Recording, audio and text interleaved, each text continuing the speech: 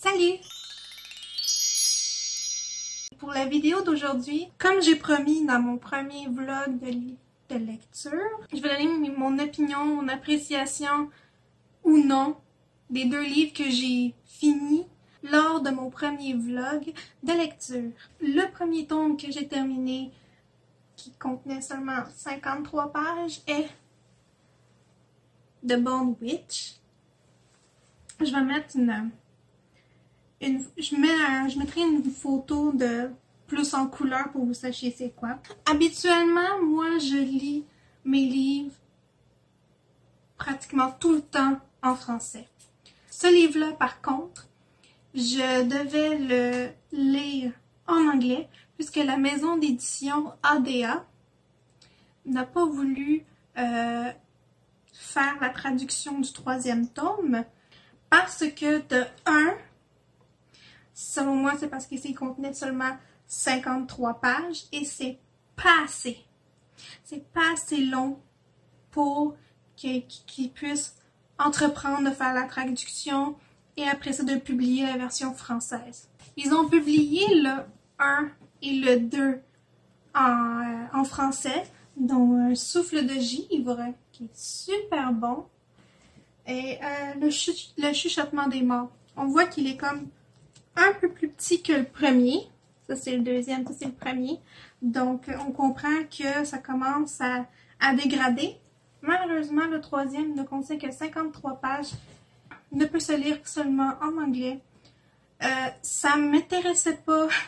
C'est pas que ça m'intéressait pas, mais je trouvais ça un petit peu bizarre que j'ai le 1 et le 2 en français et que j'aurais le 3 en anglais. Pour moi, dans ma tête, excusez-moi, mais ça fonctionne pas.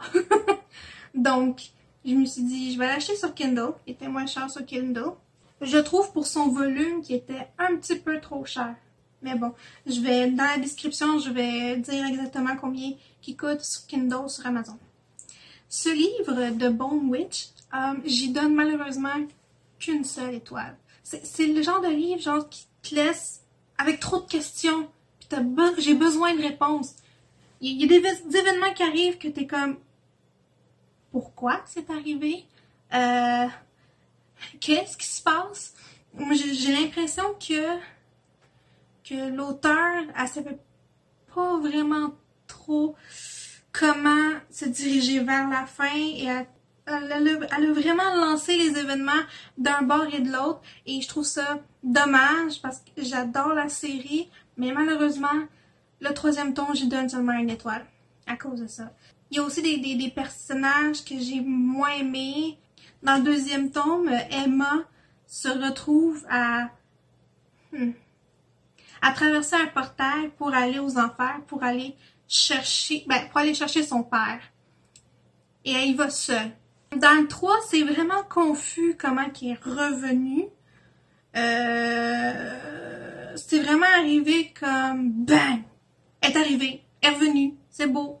Mais elle donne pas d'explication, genre qu'est-ce qui s'est passé dans les enfers, rien, comme si de rien n'était. Je suis rentrée dans le portail, j'ai fait à peu près peut-être entre 2 à 3 heures de temps que j'ai passé aux enfers et je suis sortie. C'est tout.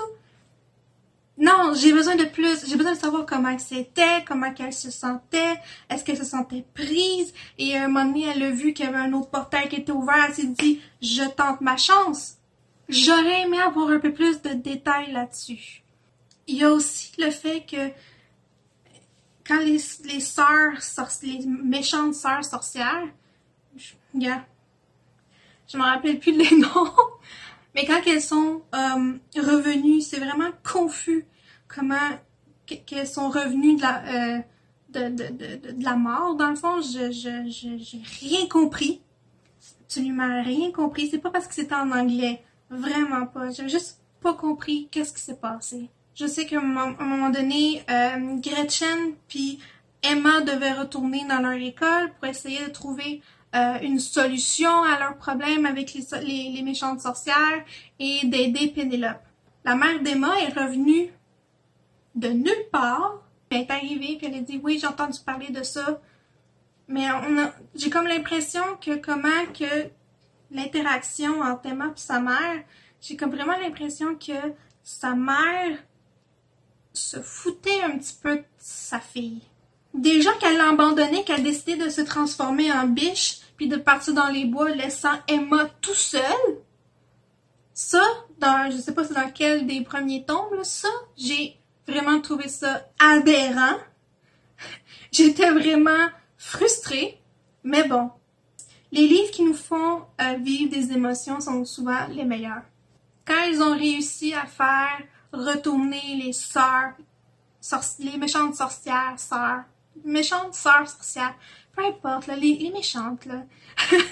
Quand ils ont réussi à les réenvoyer aux enfers, le père d'Emma, il avait réussi à sortir pour les aider à les ramener aux enfers, puisque lui, c'est le frère des méchantes sorcières, il s'est dit, je vais être le seul qui va être capable de les retenir, donc je vais aller aux enfers avec eux pour protéger les portails. La mère d'Emma, sortie de nulle part, a fait juste dire, je pars avec toi. Point. Je sais que quand le père d'Emma a été envoyé aux enfers, ça l'a carrément détruit la mère d'Emma, mais je trouve que c'est pas juste une raison de dire je pars avec toi parce que je veux rester avec toi. Ok. Mais, tu sais, tu peux aller voir ta fille unique et dire, écoute, je serais pas capable de vivre sans mon mari. Je veux pas le laisser tout seul affronter ses sœurs. Et je vais lui donner une aide. Je vais partir avec lui. De dire au moins à sa fille, je t'aime. Non. Elle a rien dit à sa fille. Elle est partie aux enfers. Merci, bonsoir. Ça m'a frustrée. Ça m'a frustrée parce que j'étais comme, ok, maintenant, ta fille est orpheline. Wow!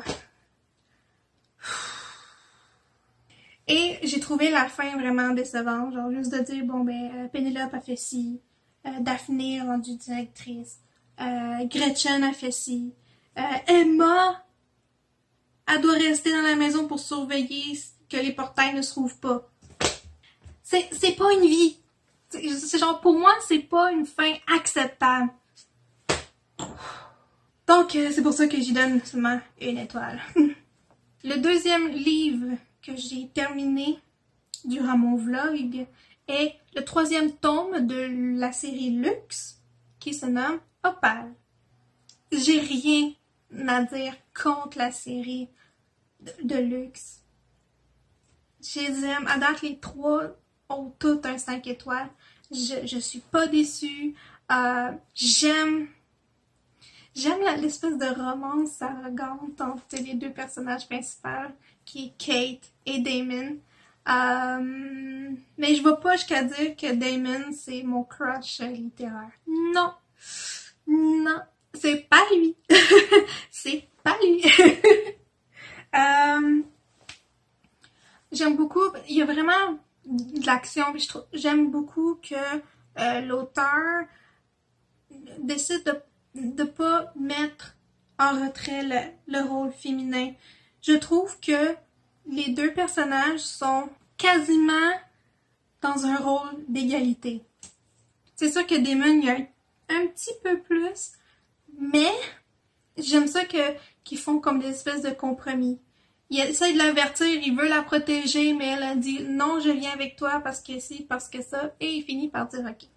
Donc ça, j'aime bien ça, mais c'est pas un mais négatif. Mais ce que la fin d'Opale, là, je m'y attendais pas. Et j'ai pleuré un tout petit peu. Un tout petit peu. J'ai vraiment sentimentale, puis je suis vraiment, genre, comment on peut dire ça, facilement pleurnicharde en ce concernant les films puis les livres, mais j'ai pleuré un petit peu. Et mon Dieu, j'ai revu la scène là, dans mon vlog de lecture et je savais pas que je ressemblais à ça quand je pleurais. Non, j'ai vraiment aimé. La fin m'a fait pleurer. Je m'attendais à quelque chose de similaire, mais pas que ça se passe comme ça. Et vraiment, c'est mon moment le préféré de la série. Quand que Damon est désespéré, il peut pas aider Kate. Kate, elle se fait malheureusement piéger dans un genre de... pas un guet-apens, mais... Non, elle se fait piéger. Il y avait un piège, puis malheureusement, elle s'est trouvée entre deux pièges, fait qu'elle était complètement bloquée, prisonnière, puis personne ne pouvait rien faire pour lui venir en aide.